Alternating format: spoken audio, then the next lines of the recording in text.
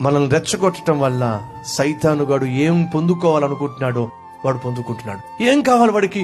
కుటుంబం కూలిపోవడం కావాలి, మనం శాంతి సమాధానం లేకుండా జీవించడం కావాలి, మనకు సొసైటీలో ఉన్నటువంటి గౌరవం పోగొట్టుకోవాలి, మనం అందరితో గొడవ పడాలి, అందరి చేత చీ అనిపించుకోవాలి, అందరికీ దూరం అయిపోవాలి, ఒంటరిలం అయిపోవాలి, దిక్కు మాలిన వారం అయిపోవాలి.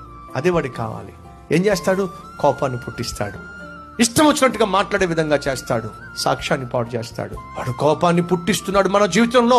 ఆ కోపం పుట్టించి అద్భుతమైన పండంటి కాపురాన్నే కూల్చి పడేస్తున్నాడు. కోపముతో పిల్లల్ని చావుగొట్టేవాళ్ళు, కోపముతో భార్యను కొట్టేవాళ్ళు, చావుగొట్టేవాళ్ళు, కోపముతో భర్తను రెచ్చగొట్టేవాళ్ళు లేరంటారా? కోపము మానుము. అది నీ కుటుంబాన్ని, నీ జీవితాన్ని, నీ సాక్ష్యాన్ని, నీ ఆత్మీయతను, సత్సంబంధాన్ని, మర్యాదను, ఉద్యోగంలో మంచి పేరును, వ్యాపారంలో మంచి పార్ట్నర్స్ ను దూరం చేసి పడేస్తుంది.